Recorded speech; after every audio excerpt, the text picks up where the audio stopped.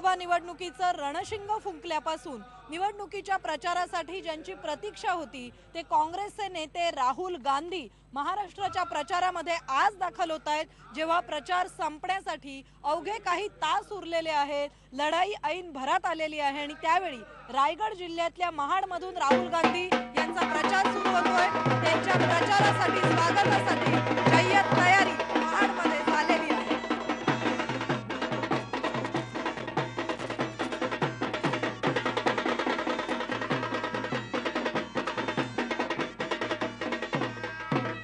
राहुल गांधी यांच्या प्रचारासाठी जय्यत तयारी इथे झालेली आहे। ढोल ताशे वाजतायत, घोडा मैदान जवळ येऊन ठेपलेलं आहे, पण राहुल गांधी इतक्या उशिरा मैदानामध्ये दाखल होत आहेत। आपल्यासोबत काँग्रेसचे अनेक कार्यकर्ते आहेत। आता खरं तर अगदी ऐन रणधुमाळी झालेली आहे, प्रचार संपत आलेला आहे काही तासांनी। राहुल गांधी थोडेसे उशिरा मैदानात दाखल होत आहेत असं नाही वाटत? म्हणजे महाराष्ट्राच्या प्रचाराच्या मैदानात म्हणते आता तर खरी सुरुवात झालेली आहे। जरी तुम्हाला असं वाटत असेल की उशीर झाला, परंतु आता खरं रणधुमाळीला सुरुवात झालेली आहे।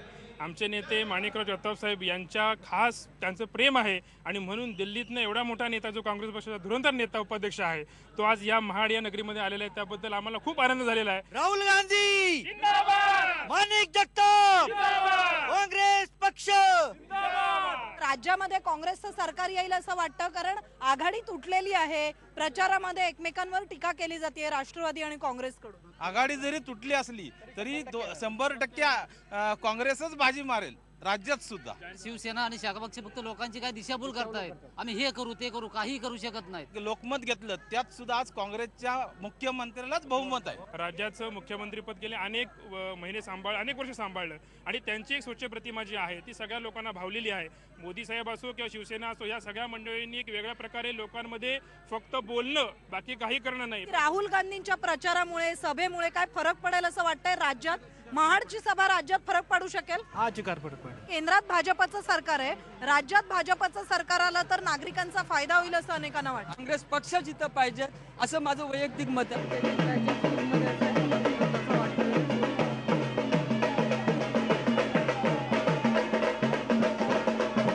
राहुल गांधींचं सभेच्या ठिकाणी आगमन झालेलं आहे। ज्यावेळी काँग्रेसचे युवराज, काँग्रेसचे नेते महाराष्ट्रातल्या विधानसभा निवडणुकीच्या प्रचारासाठी महाराष्ट्रामध्ये रायगड जिल्ह्यातल्या महाडमध्ये दाखल झालेले आहेत। अर्थातच त्यासाठी आपण चौफेर बघतोय, तो चोख असा सुरक्षेचा जो बंदोबस्त आहे तो देखील तैनात करण्यात आलेला आहे। काँग्रेसचे युवराज असं मुद्दाम म्हटलेलं आहे, कारण राहुल गांधी सभेच्या या सगळ्या मैदानामध्ये नरेंद्र मोदी, अमित शहा असतील किंवा इतर नेत्यांच्या तुलनेत थोडे उशिराने दाखल झालेले आहेत, पण खरी रंगत तर आणलेली आहे राहुल गांधींच्या या आगमनाने महाराष्ट्र विधानसभा निवडणुकीच्या प्रचारामध्ये। आता थेट जाणार आहोत याच सभेच्या ठिकाणी।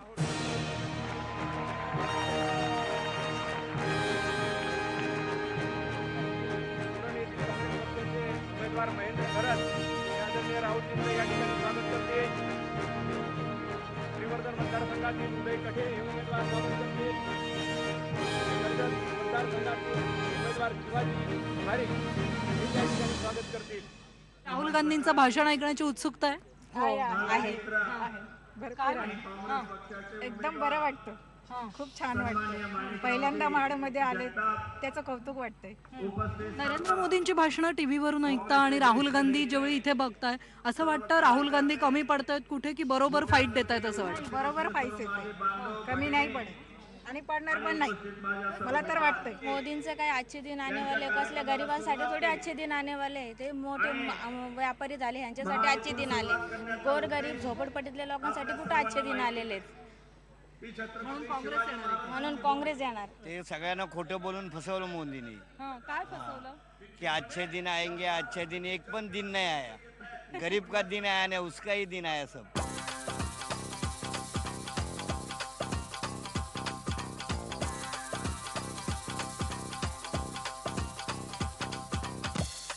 राहुल गांधींची सभा ऐकण्यासाठी इतकी गर्दी झालेली आहे, सभा मंडप तर भरलेला आहे, त्याची मर्यादा कमी आहे, सिक्युरिटीच्या कारणासाठी सभेचं ठिकाण बदलण्यात आलेलं आहे। इथे तुम्ही गेटच्या पलीकडे उभे राहून सभा ऐकताय, राहुल गांधींचं भाषण ऐकण्याची उत्सुकता आहे? नक्कीच उत्सुकता आहे, कारण आता देशाची परिस्थिती बदलत चालली आहे आणि आता राहुल गांधीची आवश्यकता आहे आणि महाडमध्ये विशेष माणिकराव जगतापांची आवश्यकता आहे। आणि विकास मान्यवर जगतापच करू शकतात. पण केंद्रात आपण बघतो मोदी एवढं मोठं आव्हान देत आहेत. मोदी तर 24 सभा घेत आहेत महाराष्ट्रात. नाही, मोदी म्हणजे भाजप कुठेतरी कमकुवत आहे ना, म्हणून मोदी महाराष्ट्रात हे घेत आहेत. जर महाराष्ट्रात भाजप जर त्यांचं म्हणजे खरं नेतृत्व असतं रे महाराष्ट्रात, तर भाजपला मोदींना येण्याची आवश्यकता नसते. ॲक्च्युली भाजपचं म्हणजे नेतृत्व नाही आहे महाराष्ट्रात. असं तुम्हाला हां, मला वाटतं असं. तुम्हाला काय वाटतं यावेळी राज्यात म्हणजे 15 वर्ष आघाडीने सत्ता इथे राबवली, आता आघाडीमध्ये बिघाडी झालेली आहे, कोणाची सत्ता येईल काँग्रेस राष्ट्रवादीचं असं वाटतं? राष्ट्र इलेक्शनच्या नंतर दोघांचीच युती होणार आणि हेच सरकार आपल्याकडे येणार. हेच पाहिजे. मुख्यमंत्री कोण होणार, अजितदादा की पृथ्वीराज? ज्याची सीट जास्त येणार ते तुम्हाला कोण व्हावं असं वाटतं? अजितदादा पवार. सभा काँग्रेसची ऐकताय तुम्ही? आमची युती आहे ना. स्थानिक पातळीवर युती आणि अजितदादा मुख्यमंत्रीपदी हवेत. भाषण राहुल गांधींचं ऐकतायत आणि मुख्यमंत्रीपदी अजितदादा हवे असं म्हणतायत.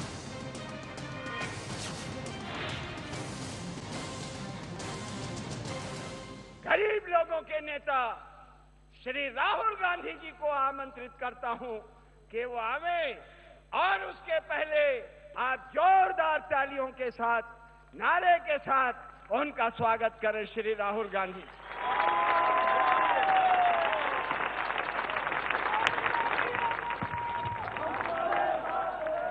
सरकार का दुख नहीं होता है, कठिनाई आपको होती, सरकार की कठिनाई नहीं होती.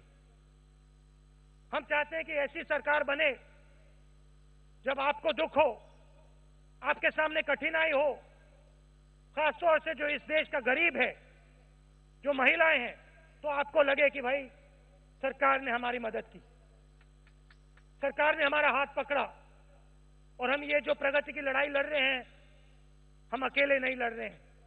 पूरा हिंदुस्तान की सरकार हमारी मदद कर रही है, इस लड़ाई में हमारी मदद कर रही है, इस देश की मदद कर रही है. ऐसी सरकार हम चाहते हैं. महाराष्ट्र में टेक्सटाइल और इंडस्ट्रियल पॉलिसी हम ला रहे हैं. 15 लाख लोगों को, युवाओं को रोजगार मिलेगा. मगर सिर्फ रोजगार से फायदा नहीं होता है. हमने इंडस्ट्रियल कॉरिडोर बनाया, दिल्ली से लेकर मुंबई,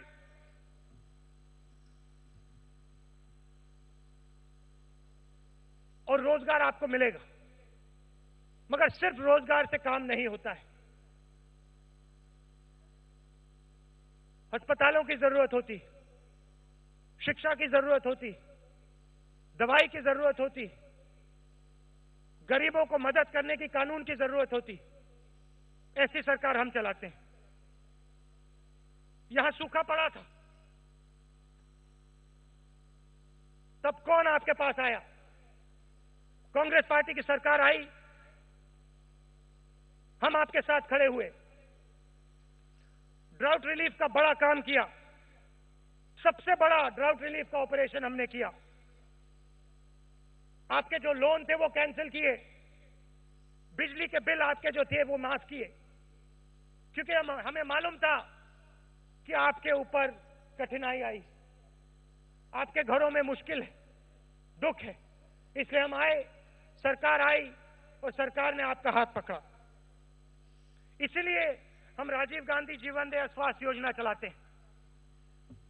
इसलिए हम गरीबों को मुफ्त में दवाई देते हैं, अस्पतालों में आपके लिए जगह बनाते हैं. विपक्ष के लोग बड़ी बड़ी बातें करते हैं. आपने पिछला लोकसभा का कैंपेन देखा होगा. अभी मोहन प्रकाश जी ने बात की. कैंपेन में प्रधानमंत्री जी ने पाकिस्तान की बात की, चीन की बात की, और कुछ समय पहले चीन के राष्ट्रपति यहां आए थे. और हिंदुस्तान की हिस्ट्री में पहली बार ऐसा हुआ है कि एक तरफ हमारे प्रधानमंत्री चीन के राष्ट्रपति के साथ झूला झूल रहे हैं और दूसरी तरफ लद्दाख में हजारों चीन के सिपाही हमारे देश के अंदर घुसे पड़े हैं. एक शब्द नहीं कहा, टूर चलता गया। प्रधानमंत्री ने एक शब्द नहीं कहा कि भाई ये क्या हो रहा है, आप यहां कैसे आए, आप अपनी सेना को लेकर यहां कैसे घुस पड़े, एक सवाल नहीं पूछा। मगर चुनाव के समय चीन की बात हुई, पाकिस्तान की बात हुई। पिछले दिनों में पाकिस्तान हमारे ऊपर हमला कर रहा है, हमारे लोग मर रहे हैं। चुनाव के समय कहा था भाई अगर मैं प्रधानमंत्री बनूंगा तो पाकिस्तान कुछ नहीं करेगा, चीन कुछ नहीं करेगा।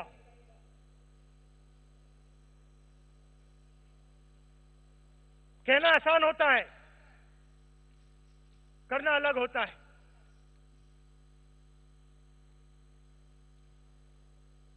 वही वायदे हिंदुस्तान को बदल देंगे। हिंदुस्तान बदल रहा है, आप लोग इसको बदल रहे हो, रोज बदल रहे हो, अपने पसीने से बदल रहे हो। ये फर्क है हम में, कांग्रेस पार्टी में और बीजेपी में। हम गरीबों की लड़ाई लड़ते हैं, कमजोर लोगों की लड़ाई लड़ते हैं। यहां महाराष्ट्र में आप कांग्रेस पार्टी को जिताइए, यहां जगताप जी को जिताइए, और जो यहां विकास हो रही है, प्रगति हो रही है, शिवसेना को हराना है और कोंकण में, खास तौर से कोंकण में तेजी से विकास लाना है। और ये कांग्रेस पार्टी की सरकार करेगी। पृथ्वीराज चौहान जी साफ नेता हैं, काम करने वाले नेता हैं, मार्केटिंग वाले नेता नहीं। आप कांग्रेस पार्टी को यहां जिताइए, पूरी बहुमत कांग्रेस पार्टी को दीजिए, और फिर देखिए महाराष्ट्र में क्या होता है। तेजी से प्रगति आएगी और गरीब लोगों को लगेगा कि ये हमारी सरकार है।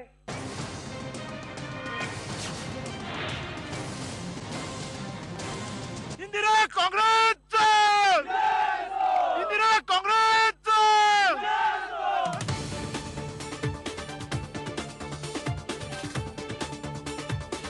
यावेळी सध्या काँग्रेस सरकार आहे. नरेंद्र मोदी त्यांना आमच्या खड्ड्यात काय आपल्यासाठी नाही केलं त्यांनी, महागाई केलं उलटी जास्त. मोदींचं काय चालणार नाही फारसे.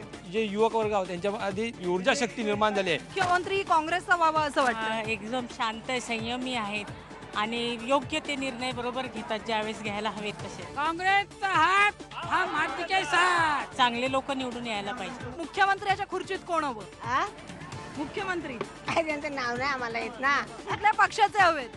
काँग्रेस. आम्ही पहिल्यापासून काँग्रेसच आहोत, आम्ही कुठला पक्ष बदलत नाही. रिझर्व्ह बँक दिल्लीमध्ये जाणार, मग महाराष्ट्र काय आमचा असा मागे राहणार. 3 महिने का 4 महिने झाले मोदीला येऊन, तर हा कानून काढला तो पुढे काय सुधारवणार. हे महाराष्ट्र माणसांनी चांगला विचार करा आणि काँग्रेसलाच पुन्हा मत देऊन पुढे. काँग्रेसची महिला आघाडी शिवसेनेच्या महिला आघाडी इतकी स्ट्रॉंग नाहीये, त्याचा फटका बसू शकेल राज्यात असं वाटतं. त्यांनी मान्य केलं की महिला आघाडी जरा आमची वीक आहे, पण त्याला पण शक्ती देणार असेल. आज 50% आरक्षण त्यांनीच मिळवून दिलेलं आहे. आपल्याला हे आपण विसरता कामा नाही कोणी. काँग्रेसचा हात हा मातीच्या साथ.